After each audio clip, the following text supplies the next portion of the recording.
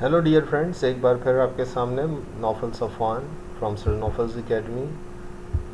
Topic बड़ा interesting है, बनु Abbas part 1। ठीक है जी, इसके अंदर खिलाफत बनु अब्बास का इक़्तिदार देखेंगे कि किस तरीके से बनु अब्बास के पास बनु उमय्या से इक़्तिदार आता है, और फिर ये कि ये बनु अब्बास के पास कैसे चले जाता है। ये तो दरअसल शियाओं की मूवमेंट थी। उन्होंने जो है वही पूरी मूवमेंट चलाई। अबू मुस्लिम खुरासानी जिसका नाम है वो इनको लीड कर रहा था। तो ये फिर ये शियान अली से आखिर बनु अब्बास के पास कैसे चले गई, कैसे ये इतनी बड़ी खिलाफत जो है वो एक शिया खिलाफत बनने के बजाय फिर दोबारा सुन्नी खिलाफत बन गई, फिर से एक अरब खिलाफत बन गई। ईरानियों का ये जो है वो मूवमेंट थी, अबू मुस्लिम खुरासानी। और फिर बाद में भी बनु अब्बास के अंदर भी बहुत सारे जो है वो ख़ानदान, बर्मा किट्स का नाम आता है, एक बर्मा किट्स फैमिली थी जो कि ईरानी फैमिली थी। वो फिर बाद में हम पढ़ेंगे। फ़िलहाल अभी हम देखते हैं इसके इब्तदाई हिस्से के ऊपर कि हम क्या इसमें जान सकते हैं। मैं हूँ नौफल सफ़वान, एक बार फिर आपको याद दिला दूँ। और जो है वो मेरे चैनल को सब्सक्राइब ज़रूर कर लीजिएगा, लाइक कर दीजिएगा प्लीज़, मुझे सपोर्ट कीजिए, थैंक यू।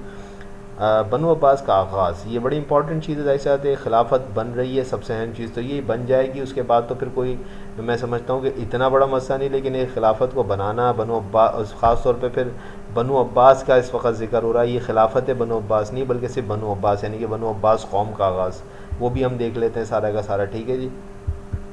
तो शियों के पाँचवें इमाम मोहम्मद बाकर के बेटे, शियों के छठे इमाम इमाम जाफ़र सादक रहमतुल्लाह अलैह जो है वो 702 ईस्वी से 765वीं ईस्वी के दौर में इनका दौर आता है, और एक ये डिवीज़न बनता है। ठीक है जी। अब ये डिवीज़न किस तरह से बन रहा है, पहले तो आप ये समझ लीजिए कि जैसे कि इमाम बाकर अलैहिस्सलाम हैं या जाफ़र अलैहिस्सलाम हैं, ये दोनों जो इमाम हैं शियों के, ये बेसिकली जो हैं वो किस तरीके से आगे जो है वो ये क्या हो रहा है, ज़रा इसको देखिएगा। कहता है कि हिस्ट्री में इस डिवीज़न ने जो है ना बहुत बड़ा जो है वो असरात छोड़े। किस डिवीज़न ने? जब इमाम जाफ़र सादक अलैहिस्सलाम ने जो है वो एक अलग डिवीज़न बनाया, और एक बनी हाशिम के अंदर जो है वो एक रेवोल्यूशन लाने की कोशिश करी। तो वो ज़रा हम देखते हैं कि किस तरीके से, समझने की कोशिश कीजिएगा, समझ आ जाएगा। बनी हाशिम जो बनी उमैया के आखिरी दौर में अपने हाशमी होने और हुज़ूर अकरम सल्लल्लाहु अलैहि वसल्लम से निस्बत कायम करने में कामयाब रहे थे, यानी कि बनी हाशिम उठे इसी वजह से थे बनु उमय्याद के ख़िलाफ़ कि हम बनी हाशिम हैं। दोनों ही कुरैश थे। ठीक है जी। जैसा कि याद रहे कि बनु उमय्याद भी हुज़ूर की बताई हुई खिलाफत के फार्मूले में आते थे, यानी कि हुज़ूर ने फरमाया था कि खिलाफत कुरैश में से होगी। कुरैश जो है वो एक बड़ा कबीला था, और कुरैश की दो ब्रांचेस थीं, एक थी बनी हाशिम और एक थी बनी उमय्याद। ये मैं पिछले लेक्चर्स के अंदर भी बता चुका हूँ, दोनों कुरैश थे। ठीक है जी। तो 100 साल तकरीबन बनु उमय्याद हुकूमत करते रहे।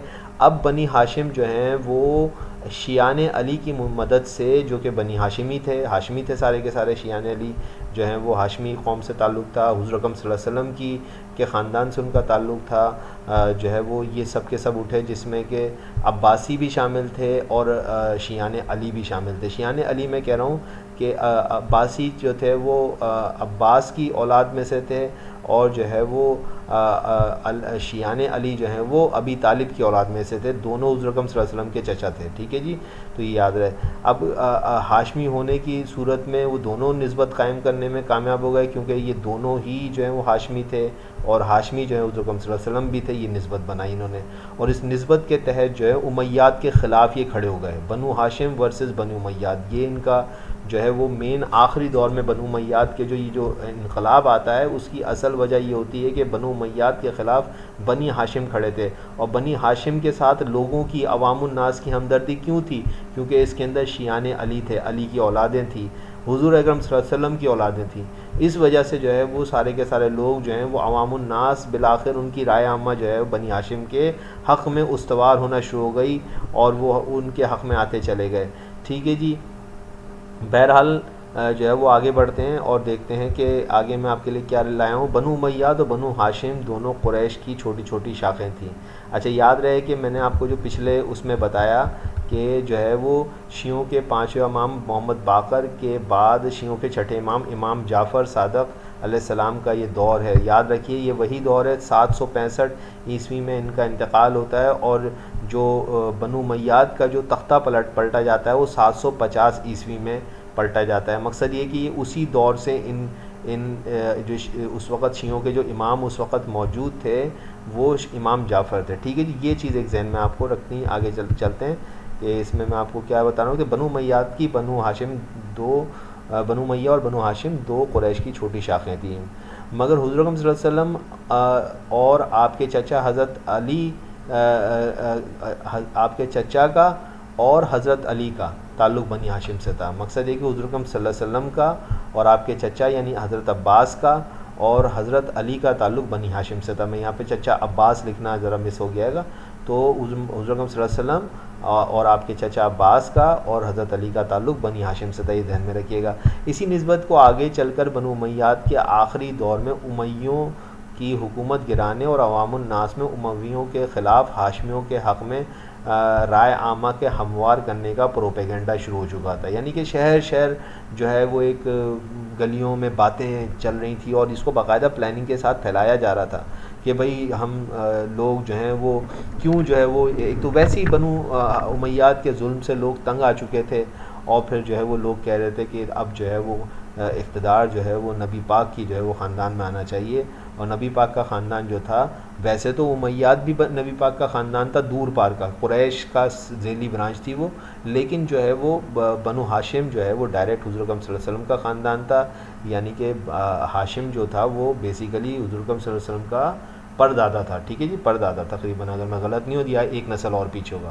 تو ہاشم جو ہے وہ ہاشم سے عبد المطلب سے عبداللہ، اور عبداللہ کے بیٹے محمد، اور محمد کی بیٹی فاطمہ، اور فاطمہ کے بیٹے حسن اور حسین، اور یوں جو ہے وہ آگے جو شیعوں کے امام ہیں وہ سارے کے سارے وہ انہی کی جو ہے وہ اولادوں میں سے، ٹھیک ہے جی۔ اور انہی اولادوں میں سے پانچویں میں نے آپ کا امام کا نام بتایا کہ باقر علیہ السلام جنہیں کہتے ہیں اہل شیعہ، اور اسی طریقے سے جو ہیں وہ امام جعفر صادق بہت بڑی شخصیت ہیں، بلکہ اہل تشیع کا جو فرقہ ہے وہ فقہ جعفریہ انہی کے نام پہ رکھا جاتا ہے یا کہا جاتا ہے، بہت بڑا نام ہے، بہت بڑی شخصیت ہے جناب۔ یہ ان کا تعلق اس دور سے، میں آپ کو بتا رہا ہوں کہ کس دور کے اندر وہ ایگزسٹ کرتے تھے، ٹھیک ہے جی۔ اس بنو ہاشم میں دو گروہ ایکٹیو تھے۔ اب سنیے گا کہ یار یہ بڑی اہم بات ہے کہ کیسے ایک اتنی بڑی شخصیت موجود رہی امام جعفر صادق علیہ السلام کی صورت میں، لیکن جو ہے وہ بجائے اس کے کہ خلافت امامت ان کے ہاتھ میں آتی، وہاں سے عباسیوں کے پاس کیسے چلی گئی، یہ سوال بڑا اہم ہے۔ تو سنیے گا، اگلے 5 منٹ آپ کی سمجھ میں آ جائے گا کہ کیا ہوا تھا۔ اس بنو ہاشم میں دو گروہ ایکٹیو تھے، ٹھیک ہے جی۔ ایک حضور اکرم صلی اللہ علیہ وسلم کے چچا عباس کی اولادیں یعنی بنو عباس ہاشمی، اور دوسرے شیعان علی یعنی کہ علی کے حامی کی اولادیں۔ یہ دو ایکٹیو گروہ تھے جو کہ آخری دور میں امیاد کے جو ہیں یہ لوگ محنت کر رہے تھے کہ بھئی کسی طریقے سے امیاد کا سلسلہ ختم ہو اور جو ہے وہ آگے بڑھے۔ تو اس میں عباسی تھے، اور عباسی بھی بیسیکلی شیعان علی کے پیچھے ہی کھڑے ہوئے تھے۔ عباسی بیسیکلی اس وقت یہ سوچ بھی نہیں رہے تھے کہ ان کی خلافت بن جائے گی۔ یہ عباسی بھی جو حضور اکرم صلی اللہ علیہ وسلم کے چچا عباس کی اولادیں تھیں، ان کا جو خاندان تھا وہ بھی ہاشمیوں میں اب جو ہے وہ شیعان علی کے ہی جو امام ہیں انہی کو ہی سپورٹ کر رہا تھا کہ آپ آگے آئیے اور آپ جو ہے وہ خلافت کے حقدار ہیں، آپ آگے بڑھیے۔ لیکن پھر ہوا کیا، یہ بڑی اہم بات ہے، چلیں کہتے یاد رہے کہ حضور اکرم صلی اللہ علیہ وسلم کی بیٹی فاطمہ کے دونوں بیٹوں یعنی رسول پاک صلی اللہ علیہ وسلم کے دونوں نواسے بھی اس دنیا میں نہیں تھے، اور یوں علی کی اولادیں دو گروہوں میں بٹی ہوئی تھیں۔ اب وہ دو گروہ کون سے تھے وہ بھی دیکھتے جائیے کہ جو ہے وہ کس طریقے سے یہ ہوا تھا کہ علی بن ابی طالب کی اولادیں دو گروہوں میں کس طرح سے بٹی ہوئی تھی، دیکھتے ہیں۔ ایک فاطمی تھے جو رسول اللہ صلی اللہ علیہ وسلم کی بیٹی فاطمہ اور علی کی اولادیں تھیں، یہ فاطمی شیعان علی تھے، ان کو فاطمید بھی کہتے ہیں، فاطمی شیعان علی بھی کہتے ہیں۔ دوسرے وہ تھے جو کہ حضرت علی بن ابی طالب کی دوسری شادیوں کے نتیجے میں اولادیں پیدا ہوئی تھیں، وہ بھی تو علی کی اولادیں تھیں نا، تو وہ علوی شیعان کہلاتے ہیں۔ علوی آپ نے ایک ذات بھی سنی ہوگی، تو یہ علوی شیعان علی تھے، ٹھیک ہے جی۔ یہ سارے کا سارا گروہ اس وقت موجود تھے، ٹھیک ہے، یعنی کہ علی کا جو پورا کا پورا جو اس وقت کلین چل رہا تھا وہ فاطمید اور علوی، یہ دو کلین جو ہیں اس وقت مینلی ایکٹیو تھے۔ بتانا کا مقصد جو ہے وہ آپ آگے سمجھتے رہیں گے جیسے جیسے کہانی میں آگے بڑھاؤں گا۔ بہرحال یہ عباسی شیعان علی دونوں ہاشمی ہونے کے ناطے امیوں کے خلاف ایک کاز کے نیچے آگے کھڑے ہو گئے۔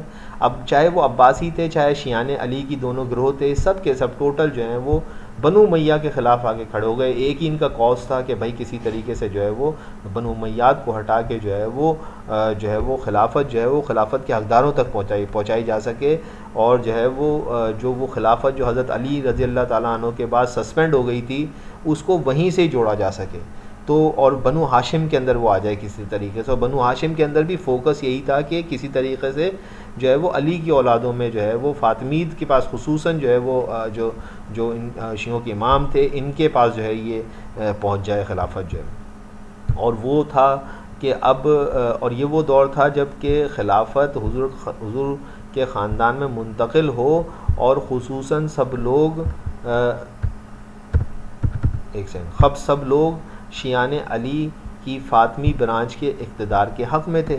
سب لوگوں کا یہ ذہن میں تھا، ایون عباسڈس بھی اس وقت کوئی ان کے ذہن میں نہیں تھا کہ کیا ہونے والا ہے، لیکن وقت کرتا ہے پرورش برسوں، ہاتھ سے یوں ہی نہیں ہو جاتے۔ تو جناب وقت پرورش کرتا ہے، ایسی ایک دم سے حادثہ تھوڑی ہو گیا ہوگا، ایک دم سے تو نہیں ہوا۔ سنیے پھر کیا کہانی تھی۔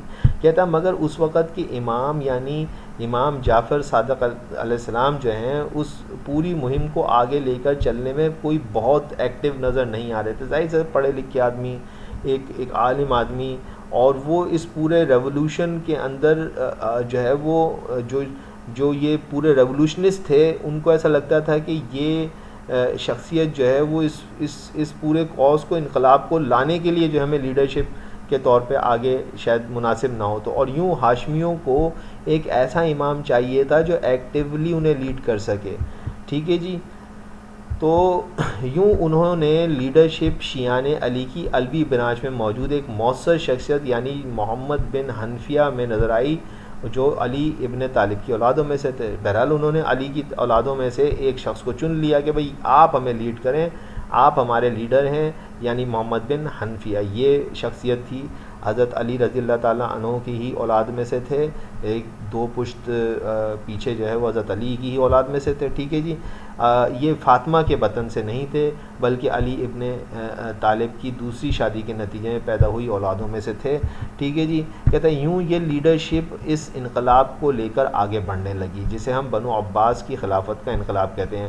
نو ڈاؤٹ یہ محمد بن حنفیہ بہت ایکٹیو آدمی تھا، اس نے بڑا محنت کری، لوگوں کو پورے جو ہے وہ عرب کے اندر لوگوں کو گیدر کیا، بنو عباس کو اور بنو ہاشم کو، اور مقصد یہ کہ پرشین جو لوگ تھے، یہ ابو مسلم خراسانی خاص طور پہ جو ہے وہ اس وقت سامنے آتی ہے ایک بڑی شخصیت کے طور پہ۔ خراسان یعنی کہ ایران کا علاقہ خراسان، اس وقت یہ پورا علاقہ خراسان کہلاتا تھا، تو جو ہے وہ یہ سب کے سب ان کو گیدر کرنا، مگر اس وقت کوئی یہ نہیں جانتا تھا، نہ چاہتا تھا کہ خلافت بنو ہاشم کی عباسی شاخ میں جائے گی۔ یہ میرا کہنے کا آپ کو سمجھانے کا مقصد، اس وقت تک ایسا کوئی ذہن نہیں تھا، سب یہی چاہتے تھے خلافت کا منصب رسول اللہ صلی اللہ علیہ وسلم کی اولادوں میں سے کسی کے پاس جائے، اور یہی وہ انقلاب تھا، ٹھیک ہے جی، جو لوگوں کے دلوں میں انقلاب کے لیے محبت اور امیوں کے خلاف بغاوت کے جذبے کو ابھار رہا تھا، ٹھیک ہے جی۔ اب چلیں مزید آگے بڑھتے ہیں، اور زمانہ آگے بڑھتا جا رہا تھا، سال ایک ایک کر کے گزر رہے تھے۔ محمد بن حنفیہ کا بیٹا کے بعد اس کا بیٹا ابو سلیمان عبداللہ اس انقلاب کا امام چن لیا جاتا ہے، ٹھیک ہے جی۔ اب محمد بن حنفیہ کا اختتام ہوتا ہے اس کے ایرا کا، اور جو ہے وہ اس کا بیٹا ابو سلیمان عبداللہ جو ہے وہ اس انقلاب کا امام چن لیا جاتا ہے۔ ابھی بھی یاد رکھیے گا یہ شیعان علی کی ہی اولادیں ہیں، علوی برانچ ہے، علی ابن طالب کی جو دوسری فاطمہ کے علاوہ جو شادی ہیں ان کی اولادیں اس وقت جو ہیں، بہرحال پھر بھی ابھی بھی یہ علوی برانچ کے اندر ہے۔ دیکھیے عباسڈس کے پاس ابھی بھی نہیں آیا، ہاشمی تو ہیں سب سارے کے سارے، دیکھیے گا۔ مگر بنو امیہ کا خلیفہ سلیمان بالآخر اسے زہر دے کر مارنے میں کامیاب ہو جاتا ہے۔ اب سلیمان جو اس وقت کا خلیفہ تھا، سلیمان عبد الملک بن مروان کا یہ بیٹا تھا سلیمان، اس نے جو ہے وہ بالآخر جب اس کا زمانہ آیا تو اس نے جو ہے وہ اس کو پتہ چلا کہ بھائی یہ ایکٹیولی جو ہے پروموٹ ہے، اس نے اس کو پکڑ کے جو ہے اس کو زہر دے کے، بہرحال قصہ مختصر یہ کہ اس کو قتل کرنے میں کامیاب ہو جاتا ہے۔ اب بستر مرگ پر سلیمان موجود ہے اور وہ چاہتا ہے کہ کوئی اور ایسا لیڈر امام مل جائے جو کہ اس انقلاب کو ختم نہ ہونے دے اور اس انقلاب کو آگے لے جائے. لیڈرشپ کی تو ضرورت ہوتی ہے نا سر, تو امامت کو علی کی اولادوں میں سے ہی کوئی سنبھال لے, یہ بھی وہی چاہتے تھے. ٹھیک ہے جی, تو مگر لیڈرشپ اس وقت دستیاب نہ ہوئی. اب یہ ہوا یہ کہ اس وقت جو مرتے سلیمان عبداللہ تھا, اس نے مرتے مرتے چاہا کہ علی کی اولادوں میں سے کسی, لیکن کوئی ایسا نام ہی نہیں سامنے آ سکا. تو امامت کے لیے جو سب متفقہ سب کی نظر پڑی, اور ہاشمی ہونا, اب پیچھے ظاہر بات ہے کہ اگر علوی نہیں ہے تو پھر ہاشمی ہونا کم از کم ہو. تو اس لیے اس وقت انہوں نے وقتی طور پہ محمد بن علی عباس کو جو ہے وہ اپنا لیڈر چن لیتے ہیں, اور جو کہ حضور اکرم صلی اللہ علیہ وسلم کے چچا عباس کا پوتا تھا. یاد رکھیے گا, حضور اکرم صلی اللہ علیہ وسلم کے چچا عباس کا پوتا تھا محمد بن علی عباس. ٹھیک ہے جی, جیسے نام سے یاد نظر آ رہا ہے کہ محمد بن علی عباس, تو یہ ہاشمی, اب دیکھیں یہ ہاشمی ہے, لیکن اب آپ دیکھ سکتے ہیں کہ کتنی خوبصورتی سے جو ہے وہ رسول اکرم صلی اللہ علیہ وسلم کی ڈائریکٹ اولادوں میں سے یہ ٹرانسفر ہو گئی کہاں پہ, عباسیوں کے پاس. یوں جو ہے وہ یہ خلافت کا منصب ابھی ہوا نہیں ہے, مقصد یہ کہ لیڈرشپ امامت جو ہے وہ عباسیوں کے پاس یہاں سے ٹرانسفر ہوتی ہے. ٹھیک ہے جی, اب آگے چلتے ہیں. وہ کہتا ہے کہ یوں انقلاب کی امامت یا لیڈرشپ کس خوبصورتی اور اتفاقات اور حالات کے اتار چڑھاؤ سے بڑے غیر محسوس انداز میں محمد صلی اللہ علیہ وسلم کی اولاد یعنی علی اور فاطمہ کی اولاد یعنی فاطمیوں سے علی کی دوسری شادی اور دوسری اولاد علویوں تک پہنچتی ہے, اور پھر وہاں سے ایک اور ہاشمی خاندان تک یعنی کہ شیعان علی میں سے جو ہے وہ جو ہے پہنچ جاتی ہے کہاں پہ, حضور اکرم صلی اللہ علیہ وسلم کی چچا عباس کی اولادوں میں. ٹھیک ہے جی, امامت جو کچھ عرصے پہلے جو ہے وہ ڈائریکٹ فاطمیوں کے پاس تھی, حضرت علی اور حضرت فاطمہ کی اولادوں کے پاس تھی. وہاں سے جو لیڈرشپ ہے, امامت تو شیعوں کی رہی ہے, وہ شیعہ ہمیشہ سے اپنے امام جو ہے وہ وہیں سے ہی چنتے رہیں, لیکن میں اس وقت اس لیڈرشپ, اس انقلاب کی لیڈرشپ کی بات کر رہا ہوں کہ ڈائریکٹ وہ جو انقلاب جو بغداد کی گلیوں میں پیدا ہو رہا تھا, وہ انقلاب جو کہ ڈیمسکس کی گلیوں میں, دمشق کی گلیوں میں, شام کی گلیوں میں پیدا ہو رہا تھا, جو کہ خراسان کی گلیوں میں محلوں میں پیدا ہو رہا تھا, اس کو لیڈ اب شیعوں کے امام نہیں کر رہے تھے, بلکہ وہاں پہ پہلے فاطمی اور پھر علوی, اور علویوں کے بعد جو ہے وہ عباسی جو ہے وہ بہرحال سب کے سب ہاشمی تھے یہ, اور یوں جو ہے وہ عباسیوں تک یہ جو ہے امامت پہنچ جاتی ہے.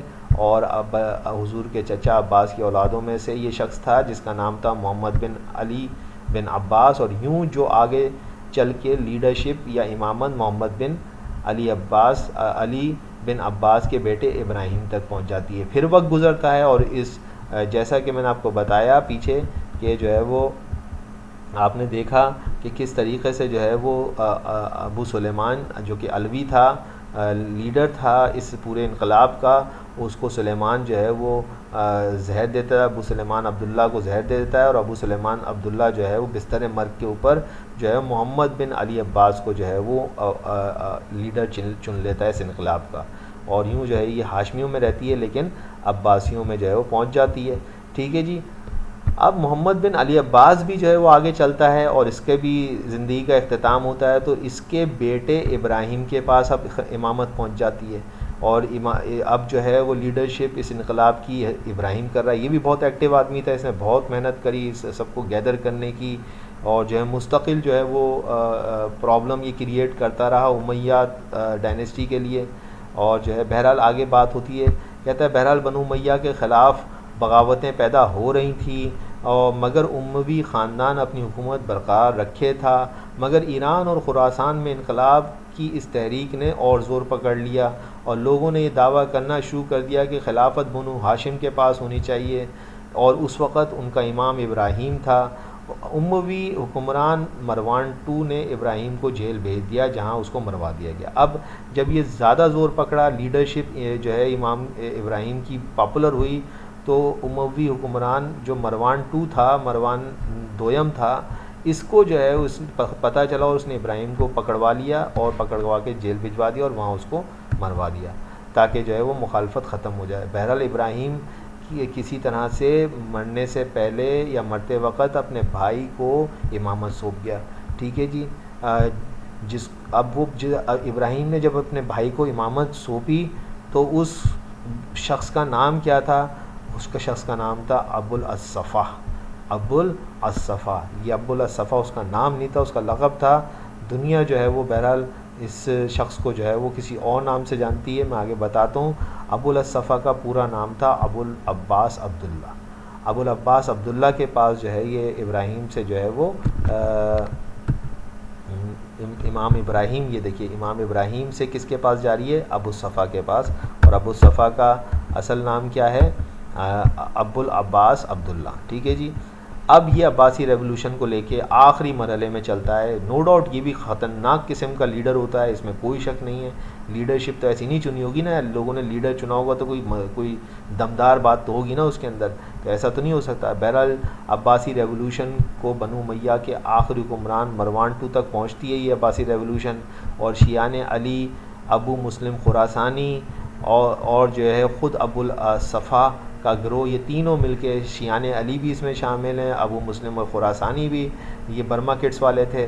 یہ سارے کے سارے ایرانی جو ہیں، ایرانی شیعان علی، خود یہ عربی تھے. شیعان علی ظاہر سی بات ہے یہ عرب تھے، اور جو انہی شیعان علی یعنی کہ علی کے ہی حامی جو ایران میں تھے وہ مسلم ابو مسلم خراسانی کے گروہ کے اندر ان کے ساتھ تھے. اور تیسرا ابو الصفا کا گروہ یعنی کہ عباسڈس جو تھے وہ اس کے ساتھ تھے. تینوں مل کے بیٹل آف ذاب کے اندر جو ہے وہ مروان II کو شکست دینے میں کامیاب ہو جاتے ہیں. مروان II کو شکست دینے میں کامیاب ہو جاتے ہیں، یعنی مروان دویم کو. یہ آخری حکمران تھا بنو امیاد کا. مروان II بہرحال وہاں سے فرار ہو جاتا ہے، مگر ابو الصفا اس کو ڈھونڈتا ہے، ڈھونڈ کے مار دیتا ہے. نہ صرف اسے ہی نہیں مرواتا بلکہ اس روز اور آنے والے دنوں میں ہر اموی کو، کوئی بھی بنو امیاد کا شخص مل جاتا اس کو قتل کر دیا جاتا تھا. ٹھیک ہے جی، یہ ہو گیا. اب دیکھ لیتے ہیں. اور یوں ابو صفا پورے اموی خاندان کو مارنے میں کامیاب ہو جاتا ہے. بس ایک شہزادہ عبد الرحمن فرار ہونے میں کامیاب ہو جاتا ہے، اور پھر یہ جا کے اس کی الگ کہانی ہے کہ کس طرح یہ اسپین میں اپنی خلافت بناتا ہے. بہرحال یہ ایک شخص جو ہے وہ بچ جاتا ہے، بھاگ جاتے ہیں یہاں سے. بہرحال اس وقت ہم جو ہے وہ ڈیمسکس کے اندر ہی رہتے ہیں، ہم عراق کے اندر ہی رہتے ہیں. ہم یہیں پہ دیکھتے ہیں کہ سرزمین حجاز پہ کیا ہو رہا ہے. اب کہتے ہیں کہ انقلاب والے روز، جس دن یہ انقلاب برپا ہوا، جس دن یہ بیٹل آف ذاب ہوئی، اور بیٹل آف ذاب کے بعد جس روز جو یہ لاکھوں آدمیوں کا جنگ ہوئی، اس میں ہزاروں آدمی جو مرے، کہتے ہیں کہ انقلاب والے روز ابو الاصفا نے بنو امیاد کے افراد کی کھوپڑیوں کو گردنوں سے اتروا کے ان کو ایک جگہ جمع کر کے ان کے اوپر انہی کے جسم کی کھال اتروا کے بچھوائی، اور بچھوانے کے بعد اس پر بیٹھ کر دن کا کھانا لنچ اس نے اسی پہ کیا. ٹھیک ہے جی. خیر یہ کتنا سچ ہے، یہ کتنا جھوٹ ہے، یہ تو ایک الگ بحث ہے، مگر یاد رکھیے گا اس کا نام دراصل ابو الاصفا نہیں تھا، اس کا نام تو جو ہے وہ عبداللہ تھا. تو یہ اصفا کیوں کہلاتا تھا؟ اصفا کا عربی کے اندر مطلب ہوتا ہے قصائی بچر. اور یہ اس کو بنو عباس کے جو ریولوشن تھا نا بیٹل آف ذاب کے بعد، یہ اس کو جو ہے وہ خطاب ملا تھا ابو العباس الصفا. ٹھیک ہے جی. تو یہ اس کا جو ہے وہ اس کا یہ جو یعنی یہ کہنا چاہیے کہ اس کا خطاب تھا کہ قصائی یہ بچر ہے، یہ 1 منٹ کے اندر جو ہے بندے کی گردن اتار دیتا ہے. اور اس نے اس روز جنگ کے روز امیوں کو چن چن کے قتل کیا تھا جناب. ٹھیک ہے جی. اور ابو صفا ہاشمیوں کی خلافت کی بنیاد رکھ دیتا ہے. یوں جو ہے وہ اس روز جو ہے ان کی فتح ہوتی ہے، اور جو ہے ظاہر سی بات ہے اس وقت ہاشمیوں کو لیڈ جو کر رہا ہوتا ہے ابو الاصفا کر رہا ہوتا ہے. اور شیعان علی اور ان کے حامی ابو مسلم خراسانی کے گروہ کو ابو الاصفا یقین دلاتا ہے کہ وہ تو صرف ایک مورا ہے، اور آگے چل کے اصل خلافت شیعان علی کو ہی ملے گی. اور مگر ہوتا کیا ہے، حالات ذرا نارمل ہو جائیں پھر میں ایسا کر دوں گا. مقصد وہ شیعان علی کو، سب کو ہی اب مسلم خراسانی کو کہتا ہے کہ نارمل حالات اس سے ساتھ ہی لیڈرشپ جو ہے، خلافت جو ہے وہ ادھر ہی ٹرانسفر ہوگی. مگر اگلے 4 سال میں وہ ایسا کر نہیں پاتا، اور ایک وبائی مرض کے چیچک کا شکار ہو کر مارا جاتا ہے. ٹھیک ہے جی. اور جب وہ مارا جاتا ہے تو اس کے بعد کسی طرح سے جو ہے ابو صفا کا دوسرا بھائی المنصور اقتدار میں آنے میں کامیاب ہو جاتا ہے. یہ ایک اور جو ہے وہ چینج تھا یہاں، ٹرننگ پوائنٹ تھا کہ ابو صفا تو دعوے کرتا رہا، وعدے کرتا رہا، وہ کتنے سچ تھے کتنے جھوٹ ہیں وہ تو اس کے مرنے کے ساتھ اس کے ساتھ دفن ہو گئے، لیکن اقتدار پھر بھی ٹرانسفر نہیں ہوا اور آ گیا کس کے پاس؟ المنصور کے پاس۔ کہتے ہیں کہ بنو عباس جو خلافت عباس تھی اس کا اصل جو بانی تھا وہ المنصور تھا۔ الصفا کو کہا تو جاتا ہے لیکن ایکسپرٹس ہسٹورینز کہتے ہیں الصفا جو ہے وہ خلافت عباس کا جو ہے وہ بانی نہیں تھا، خلافت عباس کا جو بانی تھا وہ المنصور تھا۔ یہاں سے خلافت عباس صحیح معنوں میں شروع ہوتی ہے، اور وہ کیوں شروع ہوتی ہے؟ کیونکہ جب شیعان علی اقتدار کو اصل حقداروں تک پہنچانے کی مانگ شروع کرتے ہیں، جس میں ان کا ایک بہت بڑا لیڈر ابو مسلم خراسانی بھی ہوتا ہے، تو المنصور ابو مسلم خراسانی کو بھی قتل کروا دیتا ہے، اس کو ہی مروا دیتا ہے، کہتا ہے اس کو ہی مارو، اور چن چن کے ایک ایک شیعان علی کو قتل کرواتا ہے۔ یعنی کہ اس کے بھائی ابو صفا نے چن چن کے امیوں کا قتل کرایا، اور جو ہے وہ المنصور نے چن چن کے شیعان علی کا قتل کروایا۔ تو بھائی فرق ان سب میں کیا رہا؟ سارے کے سارے قصائی ہیں، سب کے سب اقتدار کے لیے لڑ رہے ہیں۔ اسلام کا تو نام پیچھے رہ گیا، یہ تو اقتدار کی جنگ ہے۔ یہ اس میں کوئی آپ کو نظر آتا ہے کہ کوئی کسی قسم کا جو ہے؟ تو پھر صحیح ہے کہ شیعوں کے جو اصل امام تھے وہ پیچھے ہی رہے، وہ آگے نہیں آئے، اور یہ اقتدار کی جنگ جو ہے وہ انہی لوگوں نے جو ہے وہ آپس میں اپنی دنیا چن لی اور آخرت خراب کر لی۔ بہرحال آگے چلتے ہیں۔ بہرحال شیعوں کے امام موسیٰ کاظمی زندہ رہتے ہیں، مگر وہ بھی کبھی نظر بند ہوتے رہتے ہیں یا پھر قید خانے میں۔ اور اس کے بعد شیعوں کے جو دوسرے نیکسٹ امام تھے، جیسے اگلی اس کا ٹینور کی بات ہے، تو نیکسٹ جو شیعوں کے امام تھے، امام موسیٰ کاظمی بہت بڑے عالم تھے بھائی، بہت ہی ان کا کاظمی ان کا جو ہے وہ خطاب ہے۔